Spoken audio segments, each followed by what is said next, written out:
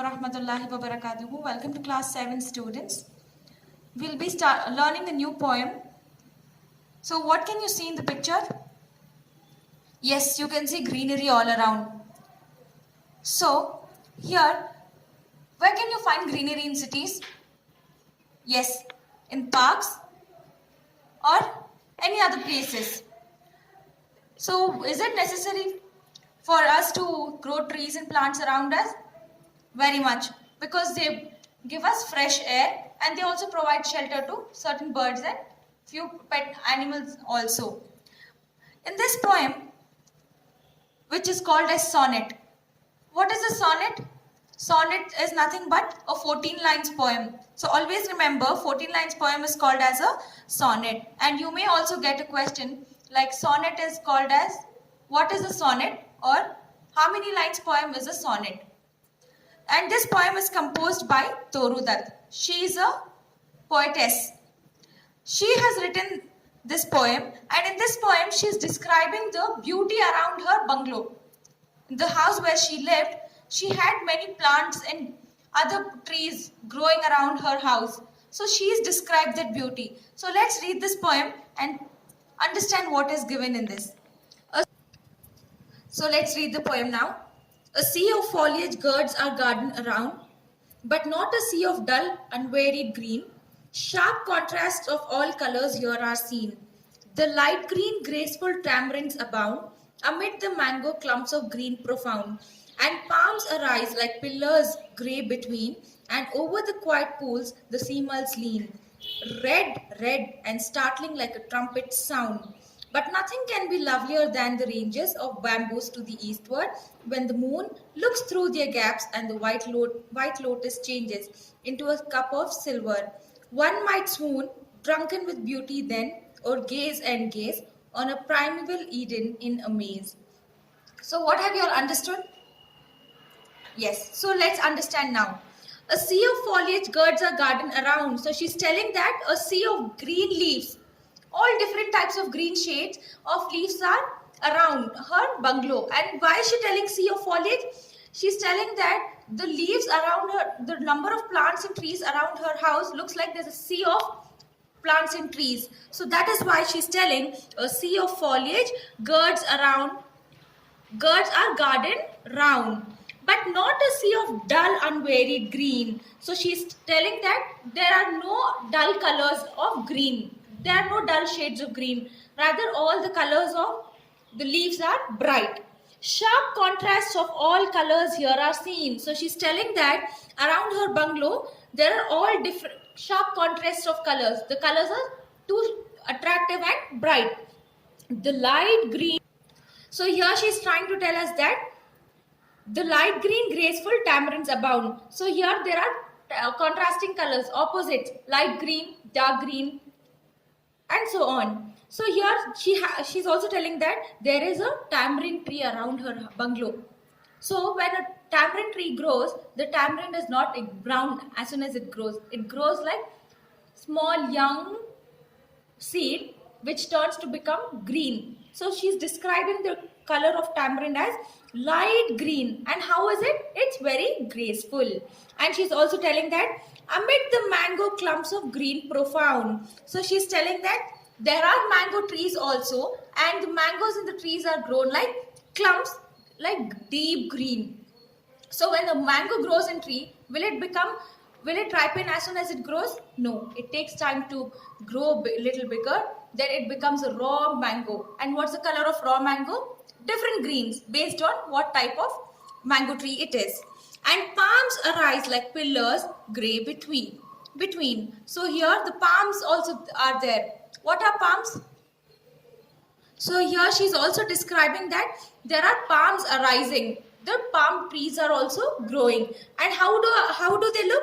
They are looking like grey pillars. If you would have noticed, out of those big jeweler stores, for example Malabar, when you are entering onto the either sides, you'll find those trees. It also looks like coconut trees.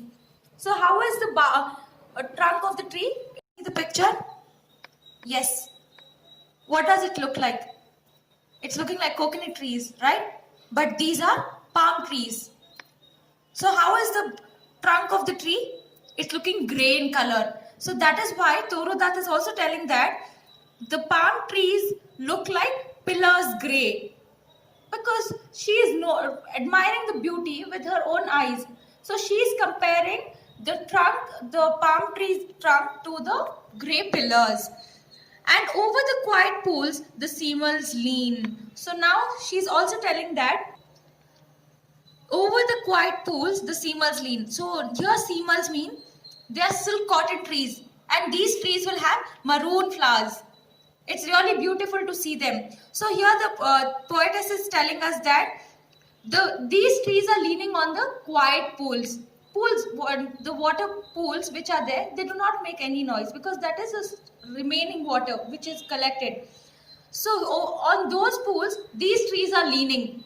And what does this tree bear? They have the maroon flowers. And what does that flower have inside? It has silk cotton mixed. We know, we are very familiar with different kinds of materials, right? So here the poetess is also telling us that there are certain trees like seamals around her bungalow. And how she describe it? Red, red and startling like a trumpet sound. So how is that? How is the color? It's red and red, startling like a trumpet sound. It's making a trumpet sound. When the wind blows, obviously all the leaves in the trees will move. So when they are moving, there's a trumpet kind of sound. But nothing can be lovelier than the ranges of bamboos to the eastward. So towards the eastward, she has bamboos. So she's telling nothing is more lovelier, nothing can be more lovelier than the bamboos which are towards the east of the bungalow. And why is she telling this? Because whenever the moon rises, what happens is this moonlight comes into her house through those spaces which are left in between the bamboos. So what is happening at that time? She's telling that when the moon looks through their gaps and the white lotus changes into a cup of silver. As she's already told that there is a silent pool near her bungalow. So when it is at the night time, the moon rises and the moonlight passes through those bamboos, the spaces of the bamboos which are present. And that the moonlight falls on the lotus which is present in the pool. And how does the lotus look? It's looking like cup of silver. So nicely she's described this, that the lotus looks like a cup of silver whenever the moonlight is falling on it. So as you can see in the picture, the white lotus is looking like silver cup, right? Yes. So next, one might swoon drunken with beauty then. So she's telling that if one will faint if you observe the beauty around, then, or gaze and gaze, or you'll keep staring again and again on a primeval Eden in amaze. So she's telling on a primeval garden in surprise. So in this poem, she's clearly described about different plants, different trees, different colors, and even the beauty of moonlight and beauty of flower which changes to a silver cup when light falls on it. And moreover, she's told that if a person admires the nature, they will faint because of the natural beauty which is present. And they will always be in a surprise as to how beautiful nature is. So understood the poem? Here your homework is, you have to memorize the first 5 lines from a sea of foliage till green profound. Clear? And learn the meanings and question answers. Thank you. So here in the last line, we can see that on a primeval Eden in amaze. Eden. So you've heard about Eden? Yes, Eden Gardens, right? So here Toru Dutt is telling us that the historical garden, it's the bungalow which she's staying, and the plants around her house is like the Eden Gardens, which is filled with too much of beauty.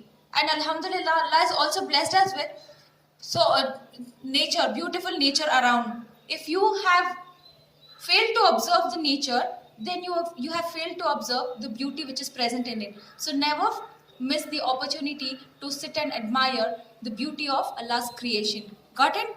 So here, go through the poem once and learn it. Thank you.